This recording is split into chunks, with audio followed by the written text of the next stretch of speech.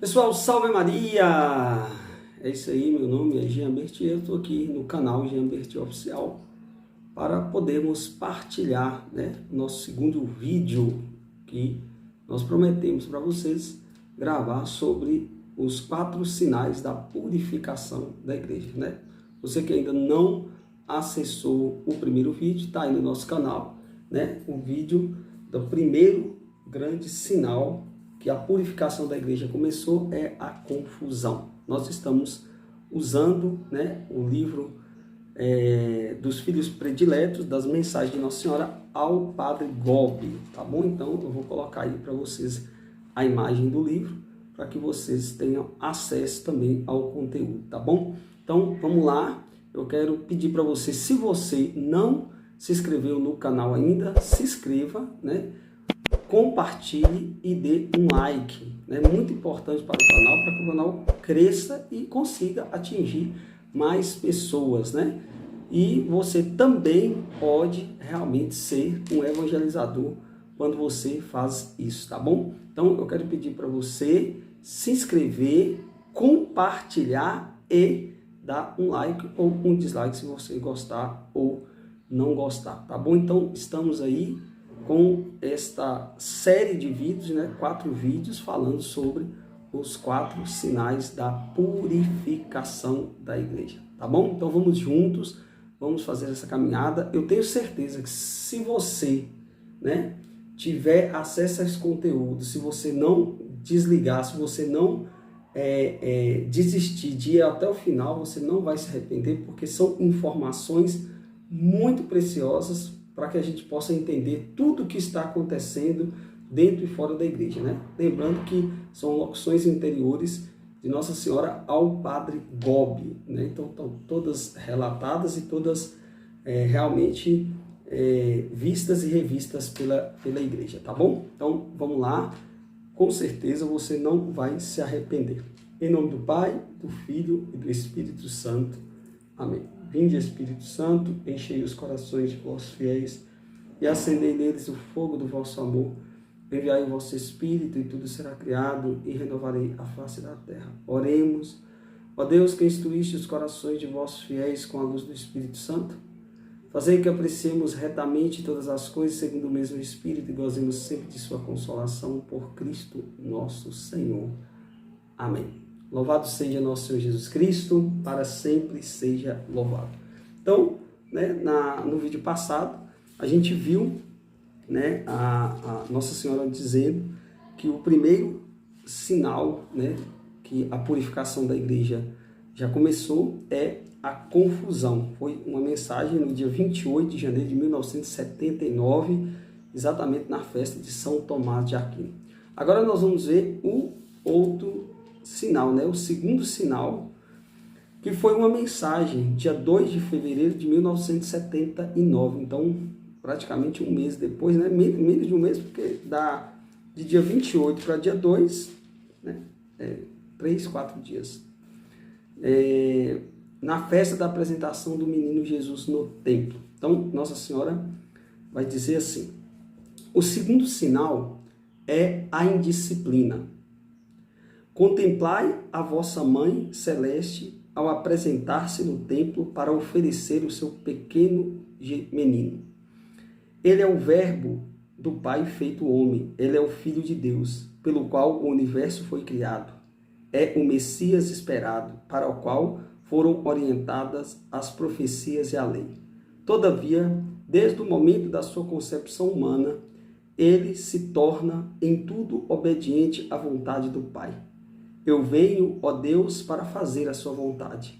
E se sujeita, já desde o nascimento, a todas as prescrições da lei, após 8 dias a circuncisão e hoje, passado 40 dias, a sua apresentação no templo. Então, só para a gente poder já fazer uma introdução, o segundo grande sinal que a purificação da igreja já começou é a indisciplina, contrário àquilo que é vontade de Deus para nós, Na pessoa de Jesus, a gente vê que ele foi obediente até a morte e a morte de cruz. É algo fundamental para que a gente possa realmente chegar no final da nossa caminhada e conquistar a coroa da glória, é de fato a obediência. E essa obediência, né, que ela já foi na igreja, né, chamada de obediência cega, hoje é uma obediência dialogada, mas não deixa de ser obediência. Quando a igreja coloca uma obediência dialogada, né, existe aí uma confusão entre as pessoas, né, entre as lideranças, que muitas vezes usa desse termo obediência dialogada para não obedecer, né? Então vamos lá.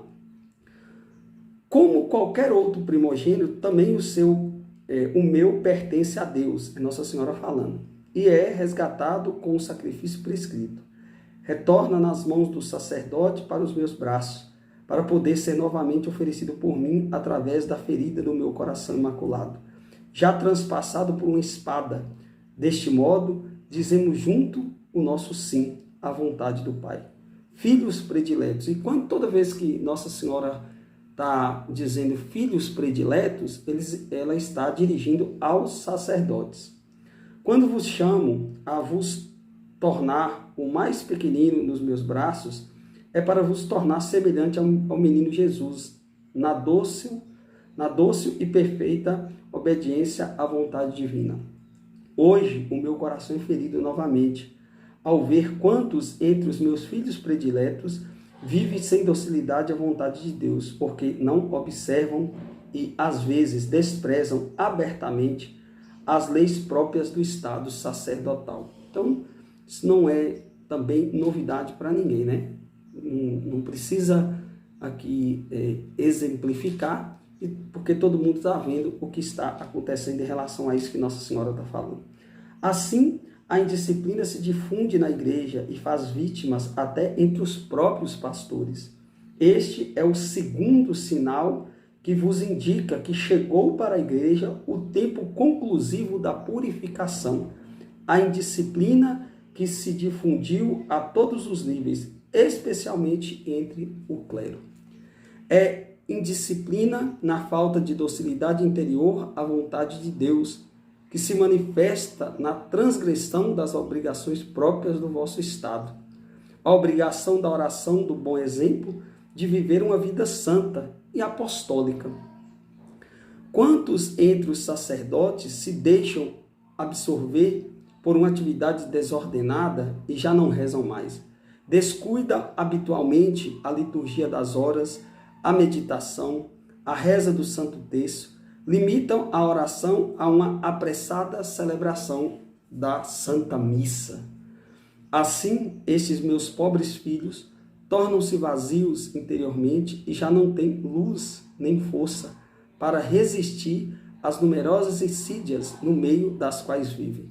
Por isso, são contaminados pelo espírito do mundo, aceitam o seu modo de vida, partilham dos seus valores, participam nas suas manifestações profanas, deixam-se condicionar pelos meios de propaganda, ficando por fim revestido da sua própria mentalidade. Acabam por viver como ministros do mundo, segundo o seu espírito, o qual se justificam e difunde, dando escândalo no meio de muitos fiéis. Então, está aí realmente, né, a causa, a circunstância, né, pela qual também nós estamos vendo, presenciando, ouvindo, vendo, né? E por isso nós precisamos de tanta oração, né, para os nossos sacerdotes. Daqui surge a difundida rebelião contra as normas canônicas que regulam a vida dos sacerdotes e a recorrente contestação contra a obrigação do sagrado celibato, querido por Jesus por meio da sua igreja, e que vos foi reafirmado novamente com firmeza pelo Papa nestes dias, né? Então existia, né, sempre existiu uma possibilidade remota, sempre esse assunto é pautado dentro da igreja. E, se eu não me engano, me parece o ano passado, foi ano retrasado, o Papa Francisco deu também sinais que ele realmente é a favor do celibato sacerdotal, né? Teve o sínodo da Amazonas, né? E houve boatos que talvez seriam liberados homens casados para ser ordenados. E no fim, por graça de Deus também, né? O Papa deixou como está. É indisciplina a facilidade com que descuidam das normas estabelecidas pela Igreja para regular a vida litúrgica e eclesiástica. Hoje, cada um tende a regular-se segundo o próprio gosto ou arbítrio, e com que escandalosa facilidade se viola as normas da Igreja, reafirmadas repetidamente pelo Santo Padre, como a obrigação dos sacerdotes de vestir o hábito eclesial. Então, olha para você ver. A questão do hábito eclesial, ela é muito clara lá dentro do direito canônico, né? Antes do Concílio Vaticano II, era obrigatório o uso do hábito eclesial, né? E com a nova norma do Concílio Vaticano II, deixou-se opcional, mas não se extinguiu o uso, né? Então, fica parecendo que os sacerdotes que usam hábito, né, eles recorrem num erro, e na verdade não é assim, né? Na verdade não é assim. A verdade é que eles podem e devem usar o hábito, né? Às vezes existe uma conversa que, para aproximar mais do povo, para igualar mais o povo, e isso na prática não é verdade. Por quê? Porque se você fizer uma pesquisa, né, se você fizer uma pesquisa de campo, com as pessoas, você percebe que a maioria das pessoas preferem os padres de hábito do que de roupa comum, né? Porque o padre de hábito, ele passa para nós, né, uma certa sacralidade. É óbvio que também a gente não pode julgar, né, a santidade do padre, a conduta do padre, pelo hábito que ele veste. Não tem nada a ver uma coisa com a outra. Assim também como os leigos. Nós estamos falando de padre porque Nossa Senhora está falando aqui dos sacerdotes, mas é louvável que se use o hábito, né? E como é agradável a Deus que isso aconteça. Mas também não devemos condenar ou sacrificar ou diminuir o sacerdote que por livre e espontânea vontade quer, por livre e espontânea vontade, usar roupa comum, às vezes não usa nem clésima, não tem que a gente ficar jogando pedra e muito menos tecer críticas sobre esses sacerdotes, né? Então, acredito eu que na liberdade de cada um faça a sua escolha e realmente lá na frente vai cada um com a sua escolha vai prestar conta para Deus da sua devida escolha, tá certo? Hoje, cada um tende a regular-se segundo o seu próprio gosto, o arbítrio, né? Eu já li. E com a escandalosa facilidade se viola as normas da Igreja, reafirmadas repetidamente pelo Santo Padre, como a obrigação do sacerdote de vestir o hábito eclesiástico. Então, de novo. Infelizmente, por vezes, os primeiros a continuar a desobedecer a esta prescrição são precisamente os pastores, e é por causa do seu mau exemplo que a indisciplina se alastra em todos os setores da Igreja. Esta desordem que se difunde na Igreja indica-vos com clareza que chegou para ela o momento conclusivo da sua purificação. Que deveis vós fazer, filhos prediletos da Mãe Celeste, apóstolos de luz do meu coração imaculado? Deixai-vos levar nos meus braços como as minhas crianças mais pequenininhas, e vos tornarei perfeitamente dóceis à vontade do Pai.